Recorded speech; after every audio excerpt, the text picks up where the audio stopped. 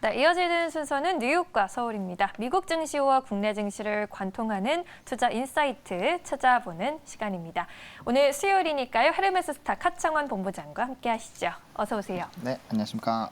간밤에 뉴욕 증시 분위기 또 좋아졌습니다. 네. 연준 의장, 파월 연준 의장이 청문회를 주시한 가운데 주요 지수들이 상승세로 돌아섰고 눈에 띄는 종목들도 많았어요. 어떤 네. 종목이 가장 눈에 들어오셨을까요? 일단 에너지 쪽이 최근에 이벤트가 많이 되고 있기 때문에 엑슨모빌부터 좀 말씀을 드려보도록 하겠습니다. 네, 유가도 많이 올랐더라고요. 네, 유가가 이제 배럴당 $80를 다시 넘어섰죠. 그래서 지금 또 이제 긍정적인 이런 전망들이 많은 상황인데 아무래도 이제 오미크론에 대한 이런 우려들이 조금씩 완화가 되다 보니까 네. 석유나 이제 원유 관련된 제품에 대한 수요가 점진적으로 늘어나지 않을까라는 좀 기대감이 확대가 되고 있습니다.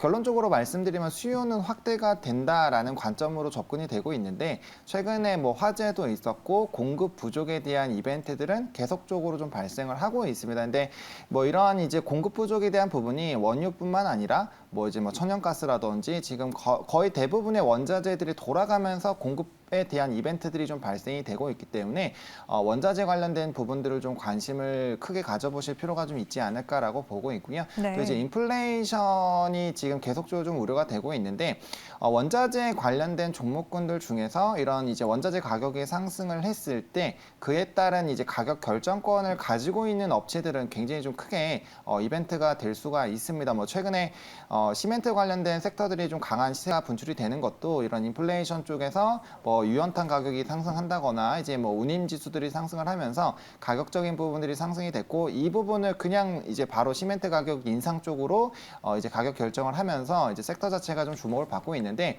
이러한 움직임들이 사실 이제 뭐 엑슨모빌에서도 좀 나타날 수가 있죠. 아무래도 가격 결정권을 좀 가질 수 있는 그런 이제 기업 중에 하나이다 보니까 인플레이션에서도 사실 좀 기대가 되는 종목이겠다라고 보시면 좋을 것 같고요.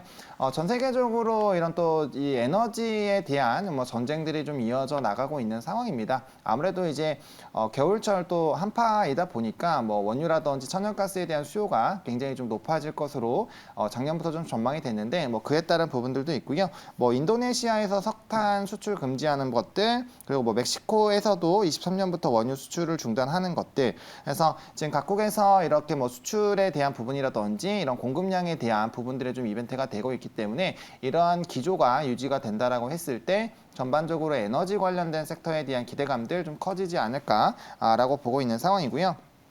그리고 이제 4분기 실적도 상당 부분 좀 기대가 되고 있습니다. 이미 3분기 때 흑자 전환을 좀 했는데 이렇게 앞서 말씀드린 긍정적인 업황들이 좀 유지가 되고 있다 보니까 4분기부터 이제 실적적인 부분들이 상당 부분 좀 좋아지지 않을까라고 보고 있고 일단 뭐 실적에 대한 부분은 2월 1일로 좀 예상이 되고 있는데 네. 좀 확인을 해볼 필요가 좀 있지 않을까라고 보고 있고 CEO가 또 이제 23년까지 자사주 매입을 최대 이제 100억 달러를 좀 계획을 하고 있다라는 좀 소식도 있었습니다. 그래서 만약에 관련된 부분들이 실질적으로 진행이 된다라고 했을 때 주주 환원 정책으로 좀 긍정적인 투자 이벤트가 발생될 수 있지 않을까라고 보고 있고요. 아무래도 뭐 금리 인상이라든지 이런 이벤트들이 좀 발생이 되게 됐을 때 무형자산 비중이 높은 회사들보다는 유형자산에 대한 이런 비중이 높은 회사들이 또 각광을 받을 수가 있습니다. 근데 뭐 엑스모빌 같은 경우는 전체 비중의 90% 이상이 유형자산으로 좀 구성이 되어 있기 때문에 관련된 부분에서도 좀 긍정적인 평가를 받을 수 있지 않을까라고 좀 정리를 드려보도록 하겠습니다. 네, 에너지 관련주 엑슨모빌 간밤에 4% 넘게 상승하면서 71달러 선에 거래 마쳤고요. 쉐브론과 코노코필립스도 2에서 3%대 동반 강세로 따라갔습니다. 이제 국내 증시 종목과 매칭을 시켜봐야겠죠. 어떤 종목이 가장 잘 어울릴까요? 네, 조금 묵직하지만 S-오일을 좀 들고 왔습니다. 네. 네, 물론 뭐 이제 2거래일 정도 전에 리포트가 하나 나왔는데 이제 상반기엔 좋은데 하반기엔 조금은 그렇다라는 얘기가 나오긴 했지만 네. 지금 에너지에 대한 이런 부분들이 계속적으로 지금 이벤트가 되고 있다 보니까 저는 개인적으로 좀 긍정적으로 보고 있습니다. 일단 수급이 타이트한 흐름들이 유지가 되고 있고 유가가 가격이 빠르게 좀 상승을 해주고 있는 부분들이 있기 때문에 정유 쪽에 대한 이런 기대감들 좀 나타나지 않을까라고 보고 있고요. 뭐 정제 마진 같은 경우도 이미 손익분기점을 훨씬 웃돌고 있는 움직임들이 나타나고 있습니다. 그래서 단기적으로는 이러한 움직임들이 좀 유지가 된다라고 했을 때 뭐 실적에 대한 기대감들 좀 유지가 될 수 있겠다라고 보시면 좋을 것 같고요.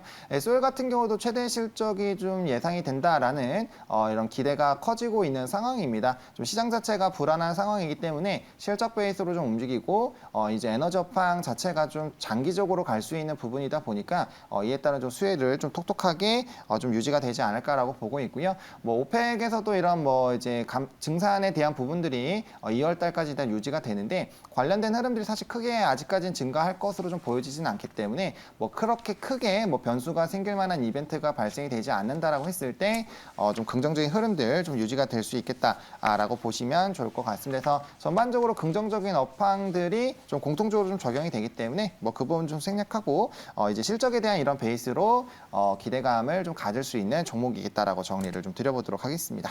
네, 실적에 대한 기대감까지 안고 있는데요. S5일 그럼 가격 전략도 함께 좀 세워주시죠. 네, 일단은 지금 단기적으로 한번 또 이제 횡보를 하다가 좀 시세가 분출이 됐는데 충분히 조정 시에 매수가 가능하다라고 보고 있습니다. 그래서 91,000원부터 93,500원까지 좀 분할로 접근을 해보시면 좋을 것 같고요.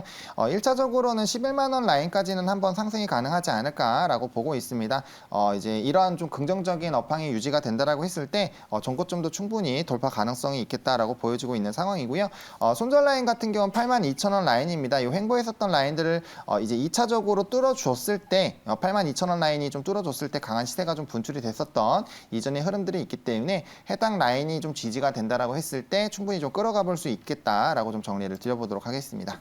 네, 오늘 첫 번째 종목은 에너지 원유 관련주로 엮어봤습니다. 엑슨모빌과 S5일 눈여겨보시면 좋을 것 같고요.